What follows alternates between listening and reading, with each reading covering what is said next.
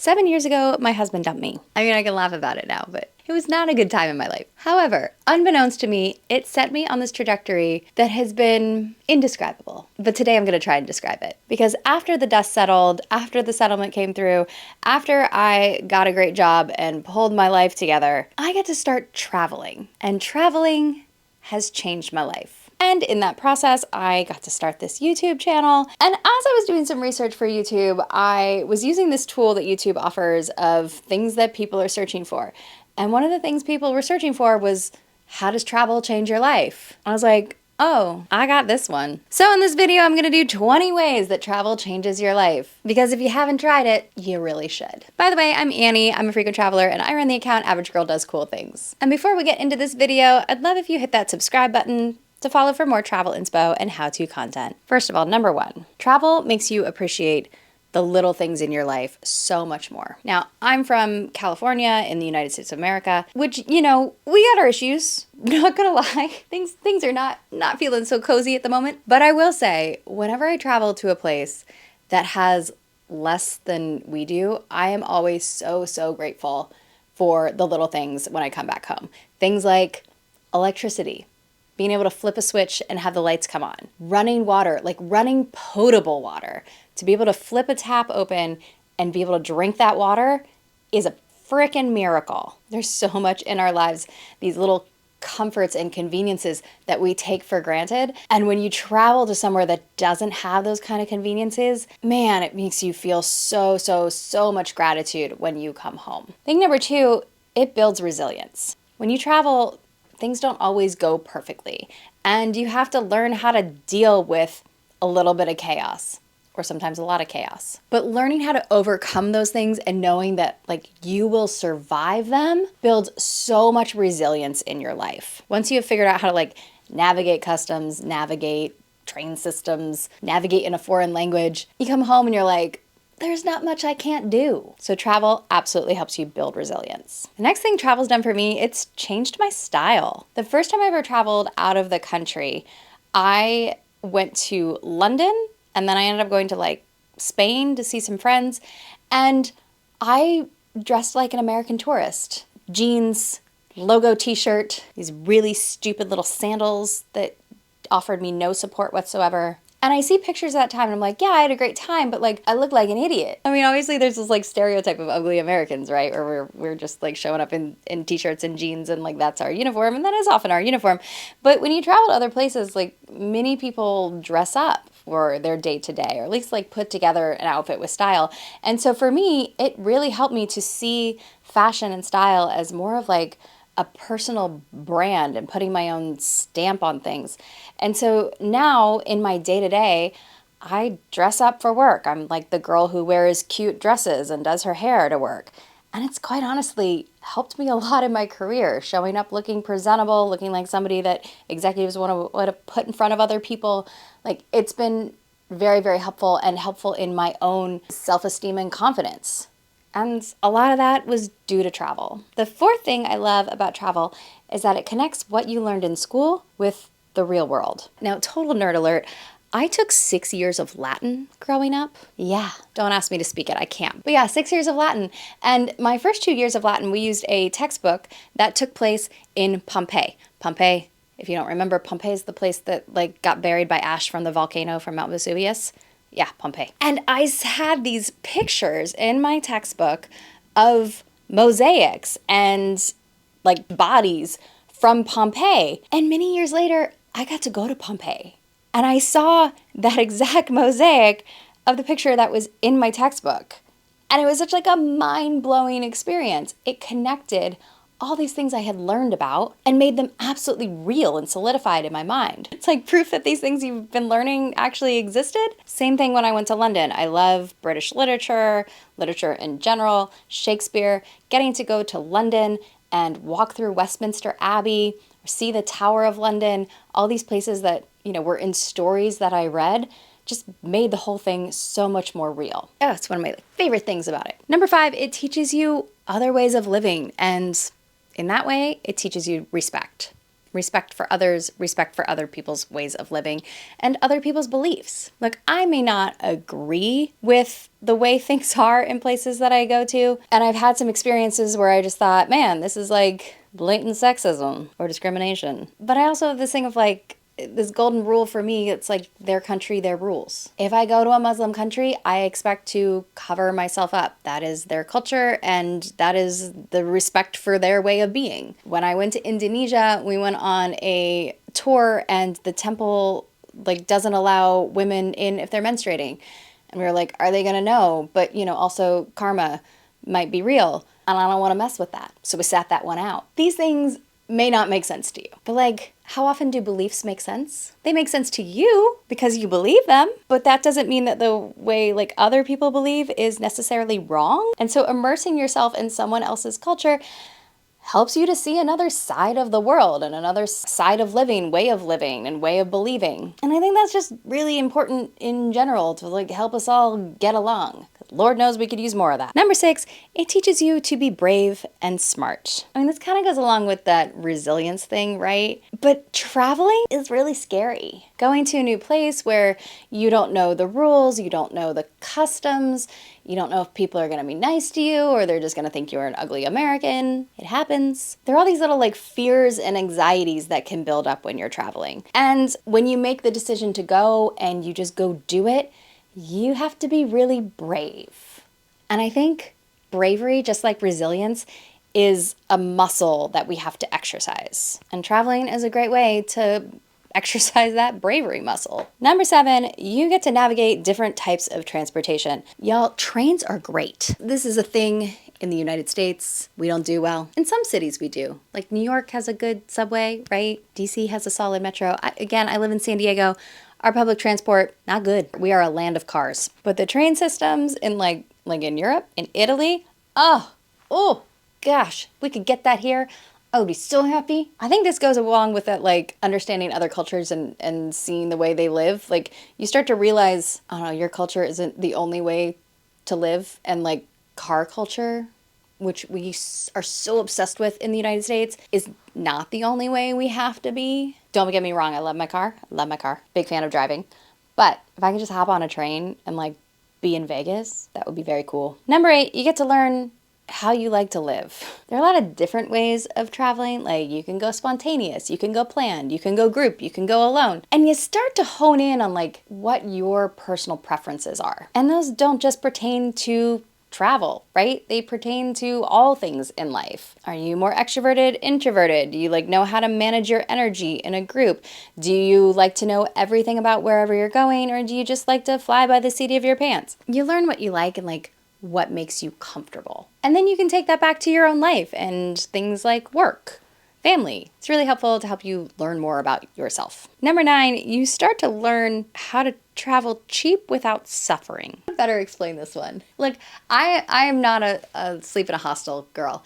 Never have been. Even when I had no money, not for me. Nope. I don't want to sleep in a room with strangers. But you start to learn when you travel, like what is important to you, and therefore what do you want to spend your money on versus what's not important to you, and you could care less. Now, some people could care less about what hotel they stay in, so they're happy to just get something cheap like a hostel and save their money for other experiences. Personally, I love a great hotel, but I could kind of care less about the food. Yeah, true. I don't need to eat in like the best restaurants or the fanciest restaurants or like the hottest restaurants in a place.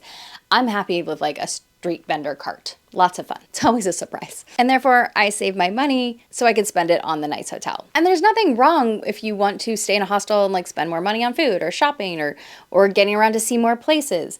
It's all just varying degrees, right? And so as you travel more, you start to identify what you value, and what you value is what you spend your money on. And again, you can take this back to your life. Speaking of what you want to spend your money on, the next thing that travel really does is ruin you when you get into first class. If you've never flown first class, hold out. Because man, once you get in one of those lay down seats to fly international, it's hard to go back. There is this vibe with first class. I think, yeah, there's definitely an attitude. for people who are in it, and when you're in it, you adopt that attitude. But at the same time, there are just so many little things you don't think about, little luxuries and comforts that come along with it that you identify and you like want to recreate when you are stuck back in economy. Like having a little amenity kit with you with like the toothbrush and the toothpaste and the fuzzy socks and the eye mask. I now pack that for myself when I fly in economy. It's hard. Once you experience like luxury traveling, first class, nice hotels, it's hard to go back. And I think that's another thing that translates to regular life is like once you start to expand your lifestyle, it is very hard to shrink it back again. So expand wisely because it's expensive. The 11th way travel changes you, it teaches you to be more efficient. When you travel, you start to realize how limited you are in so many ways. You're limited in the amount of stuff you can take and packing, right? You're limited in the amount of time you have to go see everything. You're probably limited in the amount of money that you have to go spend on whatever you're going to go see. So you start to learn how to get very efficient with your space, with your time, with your money. And that's why those frequent travelers you see are like carry-on only, can survive with like a tiny little duffel bag for a while because they've learned how to be really, really efficient with what they have. The 12th way travel changes you, you learn how to navigate really, really well. I quite honestly don't really know how people did this before the internets or maps. Like we had good maps. I remember when I was a kid, we didn't have the internets for maps. And so I got really good with that like atlas. But man, to be in a foreign country and navigate, ooh, so tough. Especially when you don't speak the language and the streets are maybe in different characters or really hard to pronounce. But if you travel a lot, you start to get really good with your sense of direction, which is amazing. And it's kind of amazing because you can start to stop relying so much on your maps and start to rely on your intuition and understanding like how a city is laid out, how to navigate it, and how to get back to wherever you need to be. The 13th way travel changes you. Boy, does it teach you patience. I think there's something to understanding that like we're all in something together and that there's nothing you can really do about it. This is how I feel whenever I have an airline delay. It's completely out of my control and it may be very frustrating, but getting frustrated is not going to make any difference. It's not going to help the situation. It's not going to help me. It's not going to help the crew. It's not going to help anybody around me. So I've really learned how to become much more patient when things are outside of my control. Patience also really comes up when you travel to places that are used to a much slower pace of life than we are in the US. Because in the US, we just like live to work. And that is not the way in many, many countries. I remember like going to Australia and like the mall closed at 5. I was like, pardon? 5 o'clock? I can't go shop after 5? In Spain, everybody closed down for siesta. Again, very confused. Ooh, also when I was in Barcelona, it was when the football team won, I don't know, some Euro Cup or something. And I went to a restaurant with my friend. We were very early. And the parade, the football club parade was like 2 blocks away. And our servers came to us and were like, yeah, so you know the football club, they're going to be going by. So we're going to go and we'll come back. They like left us. And you can't get mad. Like you can't turn all ugly American and be like, how dare you? So we just we went with them to go see the football team go by on their bus. I think an impatient person would make it so much about them, right? And their experience. And when you become a patient person, you just start to understand that like the world is bigger than you and there's much more at stake and much more in place. And so like just deal because there ain't a lot you can do. Just go with it. Number 14, what you value will change. This kind of goes back to what I was talking about with the budget and the money, right? That like you start to identify what's actually important to you and like that's where you spend your money. But I think that also translates much more broadly. As you encounter different people, different lifestyles, you start to again see that like different way of living and identify like what of that is important to you that you want to bring home with you and what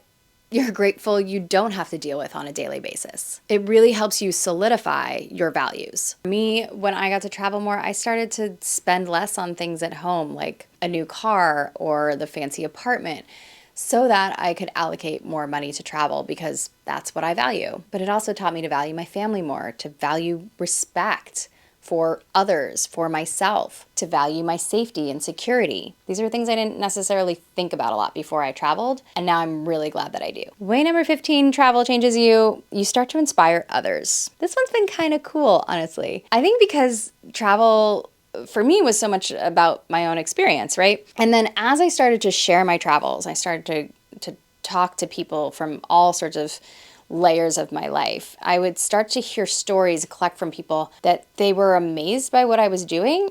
And I honestly didn't think it was like that big of a deal. But since I started traveling and sharing my adventures with people, I've had former bosses tell me that I inspired them to go do something. I've had friends who went on group adventures because I inspired them to go. I've taken my mom with me to Rwanda, of all places, and Uganda, but she did so great and she got to like trek for the mountain gorillas, which was amazing. I'm about to take my dad to Egypt. I think you can just like having this travel bug and being excited about it. And I think this is true of anything, not just travel, but like being excited about something. It's infectious for other people. And so many people spend their lives being safe at home. When they see somebody that they know, that they trust, that they respect, going out and doing like what they perceive to be like crazy things, you start to normalize it for them. You start to inspire them to think that like they could go do it too, and they can. That's also kind of the whole point of this entire channel. Like you can do it too. That's why I say go create a life you love, because you just have to go do it. But getting over that hurdle or that fear is like the thing that is hardest for most people to go do something crazy, like travel. Number 16, the way travel changes you. You learn how to solve problems and rely on yourself. Okay, so my family and I went to Italy, and we had this weird situation where we were staying in this like Airbnb thing, and this woman who was the housekeeper came in, and there was like a very complicated key situation. Like the Airbnb owner had left us like a bunch of sets of keys, and at some point we must have like taken the housekeeper's set of keys. Now, why the housekeeper's set of keys was like already in the house, I don't know. There was something very odd and confusing about the whole thing. But this woman came in like guns blazing, and she's like yelling at my mother in Italian. And my poor mom is just like, I don't know what this woman's saying. Now, I took 3 semesters of Italian. And so I go down there and this woman's like yelling in Italian. And I figured out what the hell she was saying. I could figure out she was saying chiesi, which was keys. And she's like, Louis le. She's like, yours, mine is what she's saying. And I was like, yeah. Okay, capito. Like, okay, va bene, like, get out. And like kind of did it without realizing it. And in that moment, I was like, oh my God, I just used my 3 semesters of Italian to solve a problem. Now, in the past, I probably would have like cowered and let my parents deal with it. But there was just something sort of weirdly innate where you could step up and like help be part of the solution. And that happens a lot in travel. Like you're gonna run into a lot of problems, and you realize that if you just sit there and say nothing, the problem is not going away. Number 17, you learn the truth about the stories that you're told. This is kind of a harsh one. I think academically, we all understand that like history is a story, and stories are written by the people who control the narrative. It's one thing to understand that in your head. It's another thing to travel somewhere where you've heard such awful stories and to get a completely different opinion. Now, I'm obviously a like white chick from the United States, very sheltered growing up. So a place like going to Africa, going to Kenya, going to Rwanda, the picture you're told is pretty bleak. And it's like, why would anyone ever want to go there? And then you go there and you're like, this is the most amazing flippin' place I've ever been in my life. Like, I would travel here constantly if I could afford it. And I think understanding that helps you to start to question the narratives that you're told. Not maybe straight out not believe them, but to dig a little bit deeper, to get a couple more sources, to go see it for yourself, and like wait to pass judgment until you actually have firsthand evidence. Something we don't do nowadays, do we? So yeah, travel has made me question a lot of narratives that I was taught growing up from school and just people around me. And I'm super grateful. It's opened my world to different ways of thinking and believing. It's humbling. I still love living in America though. I do, for now. Number 18, you meet people you never would have met in your life. Now, this one's been especially true for me because I've had the opportunity to travel with an amazing travel group, and I have met some of the best people ever through that group. And we're all bound by one common passion of seeing the world. I never would have met those people if I hadn't gotten to travel. And then that extends into the people that I meet when I'm actually like in country. Again, it goes back to that expanding your horizons, expanding your circle, and expanding your way of living and your beliefs. It's so, so, so important to get diverse viewpoints into your world. Because again, it helps you to really solidify your own values and to help you to step up your own life. You meet people who live different ways that maybe you're interested in and that you want to be a part of. And so you start to change aspects in your life to grow and be a better human. And it's super cool. Number 19, we are almost to the end here, people. You get to be yourself, free from your history. So my aunt is a well-regarded travel journalist, believe it or not. She's a travel writer. She's done like photos guides, Zagat guides. She specialized in Mexico. And she used to say to me, like, she loves to go somewhere and like just have the anonymity of it. And I was always like, I don't get it. But now I kind of do. And this goes back to expanding your circle, right? When you have people that you've known for a very long time, they know you as a certain way, or they know your patterns, they know your history, they know why you are the way you are. When you go somewhere new, you can leave those stories behind and you can choose to be a different version of yourself, which is pretty awesome. You can like try on new personality traits. I did this when I was first dating after my divorce. My therapist told me, like, tell some that you're divorced, don't tell some that you're divorced. Like, see what happens, feel it out, what feels good to you. And it's a little bit same with traveling. It's like, go out and you're going to be like a happy, positive person, or you're going to be like quiet. I'm not saying like make up a backstory like you're a spy. You could, but that sounds exhausting to me. But it is pretty cool that you can choose to let go of a piece of your story that doesn't necessarily serve you because the people that you're meeting don't know your story. Way number 20. We have reached the finish line. You get addicted. Yeah, you get addicted to travel. I am addicted. I've become the girl at work who travels. It's my motivation for working hard. It's my motivation for watching my budget at home. I want to be able to go see more places and experience more things and get to stand in front of all these things that I've seen in pictures and textbooks. It is absolutely a gateway to so much more in your life. And once you get a taste of it, like, you just want to keep going. I think what's cool about pretty much everything on this list is that it's a way of seeing yourself, seeing the world, and honing in on what makes you you and the things that you love, the things you value, and the things that you ultimately then want to bring back home to your life every day. That's the crazy thing about traveling is it's not necessarily about escaping. It's about growing. It's about being better and better defining what you want in your life, whether it's new experiences, new friendships, new ways of dressing yourself, new ways of transport, new ways of understanding and being.